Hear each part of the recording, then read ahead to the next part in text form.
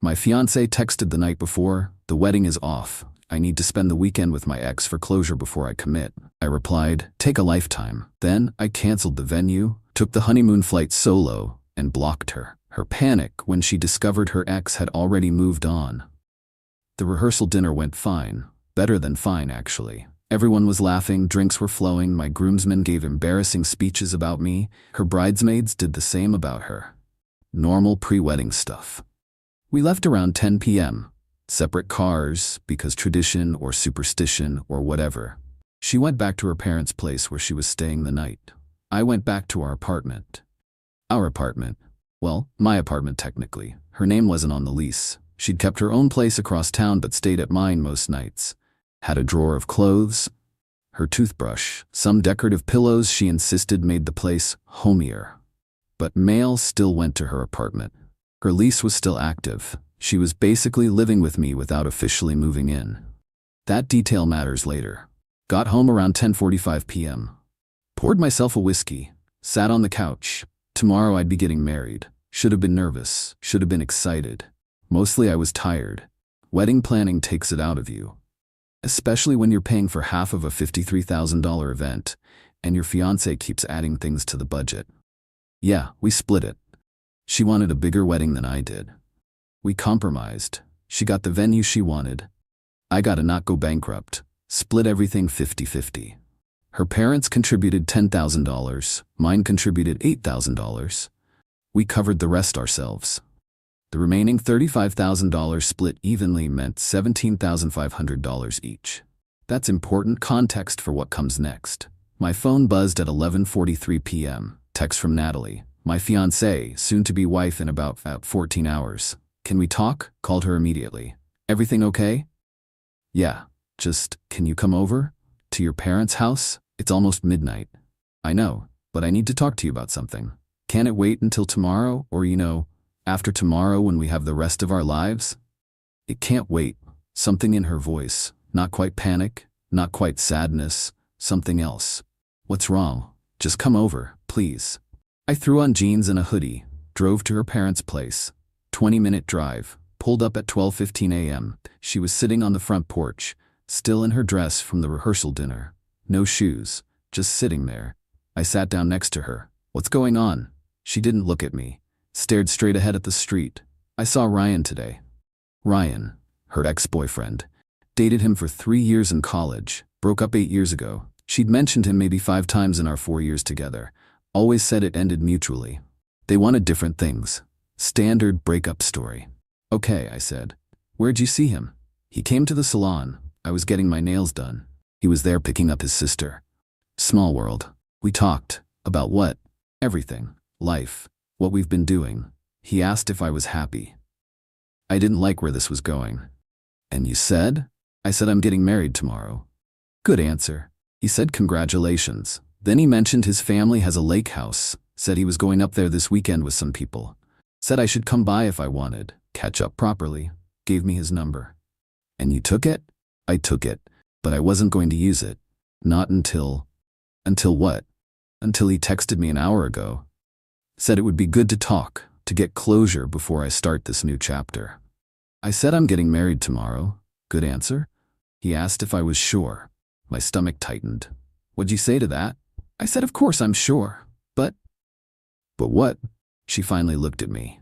He said we never got closure, that we ended things too fast, that he's always wondered what would have happened if we'd tried harder. "Natalie, you broke up 8 years ago."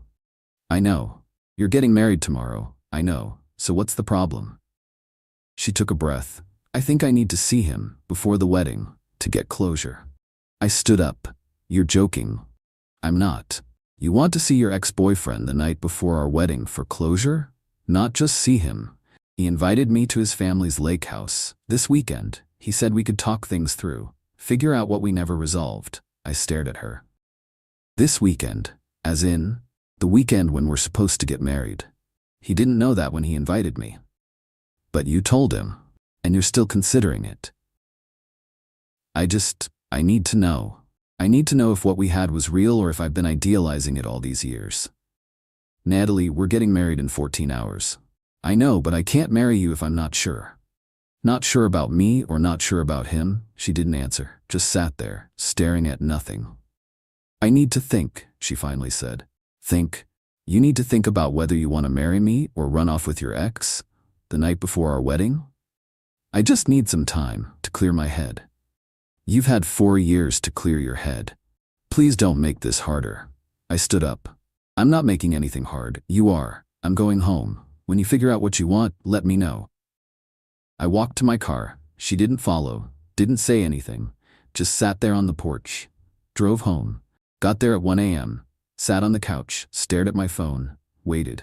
The text came at 1:47 a.m. The wedding is off. I need to spend the weekend with my ex for closure before I commit. I'm sorry.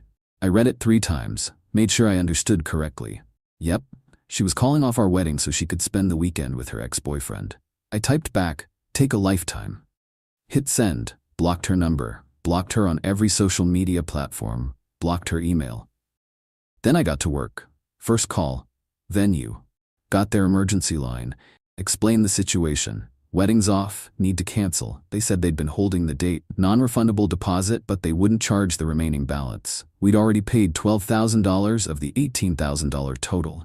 Lost money, but not as much as we could have. Second call, caterer. Voicemail, left a message, wedding's canceled, please don't deliver food. Third call, photographer. Voicemail, same message.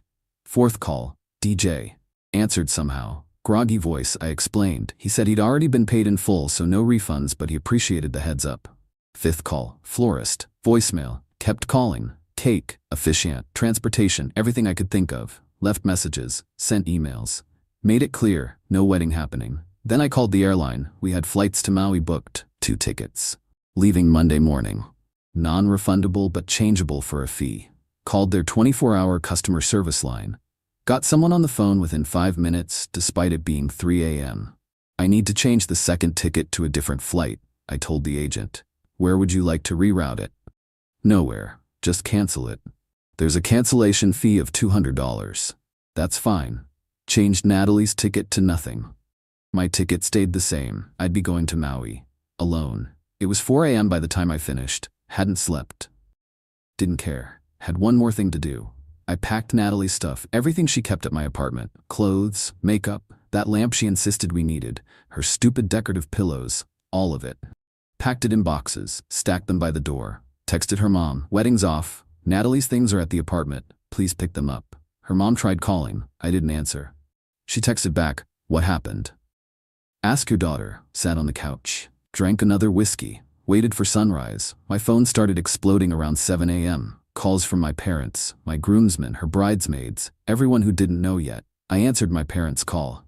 What the hell is going on? My dad asked. Wedding's off. Natalie decided she needs to spend the weekend with her ex-boyfriend for closure. I said no thanks. You're kidding. Wish I was. Where is she now? Probably at a lake house with Ryan. Don't know. Don't care. Son, are you okay? I'm fine. Better now than after the wedding.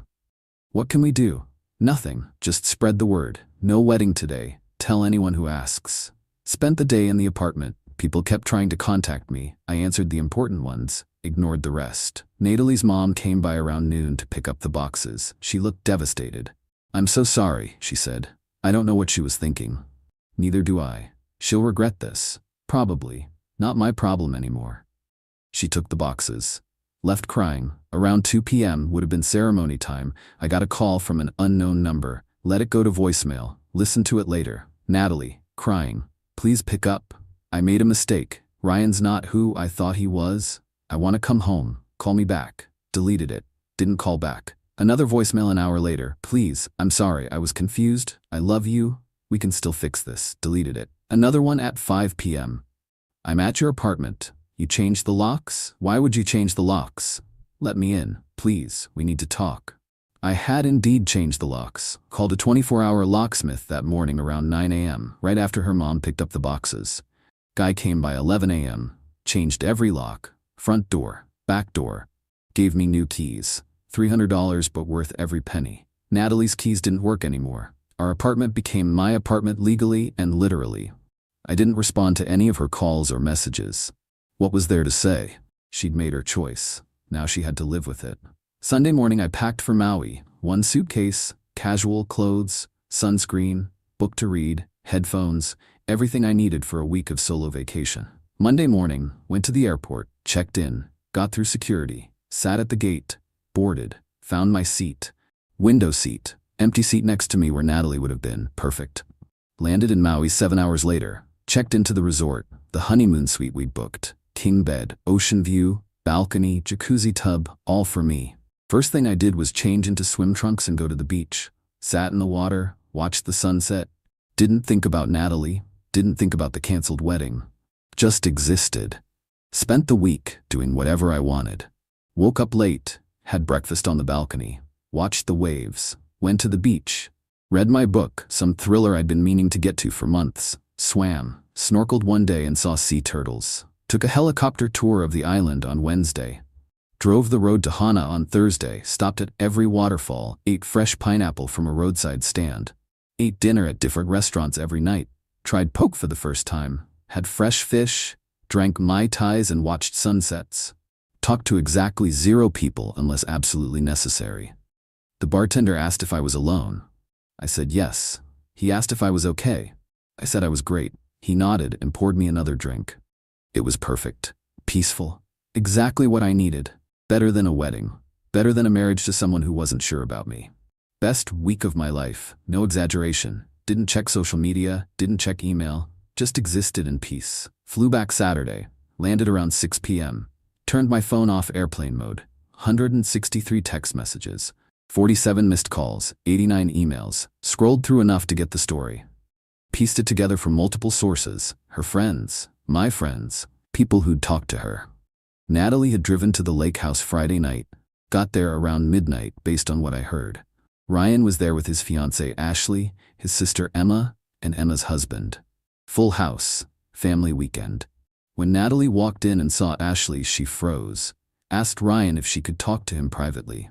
They went outside. She asked him why he'd invited her to a couple's weekend when she'd told him she was getting married. Ryan was confused. Said he'd invited her to a casual hangout. His exact words based on what got back to me, I thought it would be nice for Ashley to meet people from my past. You and I were good friends. I figured you'd want to meet her before your wedding. Natalie apparently lost it, said she'd called off her wedding to be there. Ryan's response, "Why would you do that? I'm engaged. I thought you knew that." She hadn't known. He'd mentioned Ashley at the salon, but Natalie hadn't registered that they were engaged. Or she'd heard it and ignored it because she wanted to believe something else. Emma, Ryan's sister, later told someone who told someone who told me. Natalie had a full breakdown, crying, saying she'd ruined everything, that she'd thrown away her relationship for nothing. Ryan and Ashley tried to calm her down, but she just grabbed her bag and left. Drove back that same night. That's when the calls started. The voicemails, the texts, all of it hitting my phone while I was canceling vendors and packing her stuff. By Saturday afternoon, she'd apparently driven to my apartment building and waited outside for hours. Tried her tea. Didn't work. Sat in her car crying. Eventually left. Her friends started reaching out to my friends, trying to explain, trying to get them to convince me to talk to her. My friends told them the same thing I would have. Not interested. She'd been trying to contact me for a week, trying to apologize, trying to explain, trying to fix things. Too late. I read through some of the messages. Her friends trying to defend her. She made a mistake. People get cold feet. You're being cruel by ignoring her. My friends supporting me. Dodged a bullet. She showed you who she is. Enjoy Maui. My parents checking in. Hope you're okay. Call when you can. I called my parents. Let them know I was back. Told them I was fine. Didn't want to talk about Natalie. They understood. Sunday morning my doorbell rang. Natalie. She'd been waiting outside my building, caught me coming back from getting coffee. We need to talk. No, we don't. Please, 5 minutes. Natalie, go home. This is my home. Not anymore. Your name's not on the lease. You moved out when you decided to cancel our wedding for your ex. I made a mistake. Yes, you did. It wasn't what I thought. Ryan was just being friendly. I misunderstood. That's your problem, not mine. Can we please talk about this? There's nothing to talk about. You called off our wedding the night before. You're done. We're done. Move on. I love you. You love the idea of me as a backup plan. That's different. That's not fair. What's not fair is me spending $17,500 on a wedding you canceled via text message at 2 a.m. so you could chase your ex-boyfriend. I'll pay you back. I don't want your money, I want you to leave. She stood there crying. I walked past her, into my building, up to my apartment, locked the door. Update. 2 weeks later. Natalie kept trying.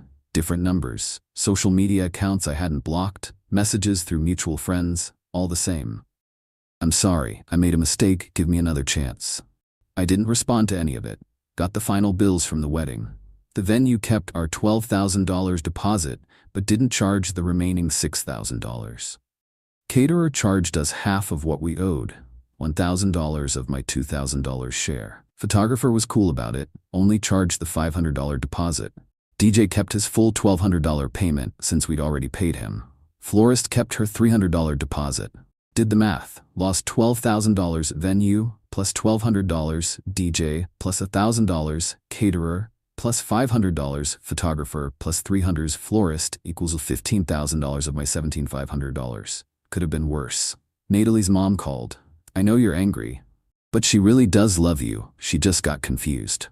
She got confused about whether she wanted to marry me or run off with her ex. That's not confusion. That's knowing exactly what you want and choosing wrong. She's devastated. She'll recover. Will you? I'm already recovered. I spent a week in Maui. It was great. You went on the honeymoon alone? Best vacation I ever had. That's cold. That's practical. Trip was paid for. Why waste it? She stopped calling after that. My friends convinced me to get back out there. Downloaded some dating apps, went on a few dates, nothing serious, just seeing what was out there. Met some nice women, some not so nice. One asked if I'd help her move on the second date. Hard pass. Another spent the entire dinner talking about her ex. Also hard pass. Then I met Kara. Lawyer, corporate law. Smart as hell, funny, sarcastic, had her life together. We matched on the app. Her first message, so what's your deal? Serial killer or just regular amount of baggage? I laughed. Replied, regular amount. You? Same. Want to get coffee and compare notes? We met at a cafe downtown. She showed up on time, dressed professionally but casual. Ordered her own coffee. Paid for it before I could offer. Good start. We talked for 2 hours, about work, about life, about hobbies. She liked hiking, I liked running. She read mystery novels, I read thrillers. She had a dog named Rufus. I wanted a dog but hadn't pulled the trigger yet. Why haven't you gotten one? She asked. Was going to, but then wedding planning took over. Then the wedding got canceled. Then I've just been figuring things out. The wedding got canceled? Recently? Couple months ago. Mind if I ask what happened? She called it off the night before, wanted to spend the weekend with her ex for closure. Kara's eyes went wide. The night before? Yep, via text. That's insane. That's what I thought. What'd you do? Canceled everything I could, went to Maui alone, blocked her, moved on. You went on your honeymoon alone? Best vacation I ever had. She smiled. Genuine smile. That's kinda badass. Thanks. We went out again and again. By the third date, I knew this was different. She was different. Normal. No games. No ex-boyfriend drama. Just a functional adult who paid her own bills and had her shit together. Revolutionary concept after Natalie. Update. 1 month later, Natalie's friends started a campaign. Group message. You need to forgive her. She's not doing well. She made one mistake. I responded once. She didn't make one mistake. She made a series of decisions that led to calling off our wedding for another man. Those weren't mistakes. Those were choices. I'm not interested in reconciliation. Left the group chat. Someone told me Natalie had reached out to Ryan again. Asked him why he'd invited her that weekend. He apparently told her he'd been trying to be nice. Introduce his fiancée to people from his past. Natalie took it the wrong way. She'd wanted it to be romantic. It wasn't. Never was. Her friends blamed me for not fighting for her. You just gave up. No. I just refused to fight for someone who'd already shown me I wasn't her first choice. Update. 3 months later, Kara and I made it official. She met my parents. They loved her. She paid for dinner when we went out with them. Insisted on it. Said it was only fair since they'd paid for drinks last time. My mom pulled me aside. She's nothing like Natalie? I know. That's good. I know. Kara knew the whole story. The canceled wedding, the texts, the Maui trip. All of it. She thought it was hilarious. You really just blocked her and left the country? Yep, that's my favorite part. Mine too. Life moved on, got a promotion at work, more money, better hours, started going to the gym regularly, lost the weight I'd gained during wedding planning, felt better than I had in months. Ran into Natalie at a coffee shop 4 months after the canceled wedding. She was with her mom, saw me, froze, her face went pale. Her mom looked uncomfortable, like she'd been dreading this moment. I ordered my coffee, black, large, acted like I didn't see her. She approached anyway. Her mom stayed back, smart woman. Hi, how are you? Good? You? I'm managing. Can we talk? I don't think so. Please, just 5 minutes. I've been trying to reach you for months. I know. You know? I blocked you. Not the same as not seeing the attempts. Why won't you talk to me? Because we have nothing to talk about. I want to apologize, properly, not over text or through other people, face to face. Okay, apologize. She took a breath, seemed to steady herself.